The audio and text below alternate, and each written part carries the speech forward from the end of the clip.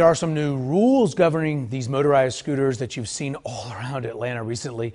We're hearing from riders for the first time since the city approved the changes. The new rules say that scooters are not allowed on sidewalks, only streets, bike lanes, and shared use paths. You cannot use your cell phone while you're on your scooter, and you must operate at a speed of 15 miles per hour or less. Channel 2's Michael Sidon live in Midtown, where a lot of riders had not heard of these new rules.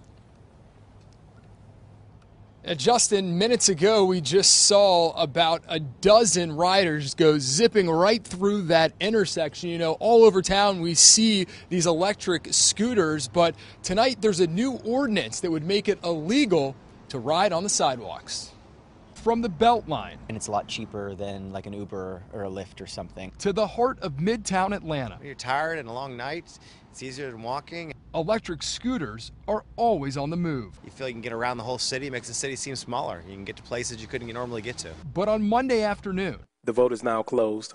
13 yeas, 1 nay. 13 yeas, 1 nay. It is adopted. The City Council approved the new ordinance that will include rules and regulations for riders and scooter share businesses alike. The thing is, like, it's just not sustainable to have all these scooters laying around everywhere. Like, it just doesn't look good. If signed by the mayor, scooters would not be allowed on sidewalks, but would be allowed on streets, bike lanes, and shared use paths like the Beltline.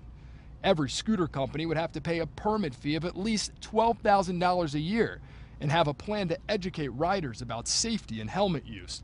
Scooters can max out at 15 miles an hour, have only one rider at a time, and you can't talk on your phone while riding. You know, you got to trust people. I mean, I get it. You know, it'd be better to have a helmet and things like that, but I think people get to make their own decisions. I do think it needs to be regulated somehow just because of how many there are and because they're actually dangerous. And, you know, some riders told me that they're very concerned that they'll now have to pay higher fees. That's because those companies that operate within the city limits, they will be paying annual fees.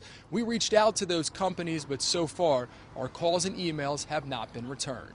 We are live in Midtown Atlanta. Michael Sidon, Channel 2 Action News, Night View. Yeah, it'd been a bit of a free-for-all, so now a little bit of blowback. It'll be interesting to see how this sort of shakes out. Michael, thank you. By now, you've probably heard rideshare company Uber has joined the field of electric scooters and now offering these electric bicycles. The dockless electric bikes will cost $1 to get them started, 10 cents per minute.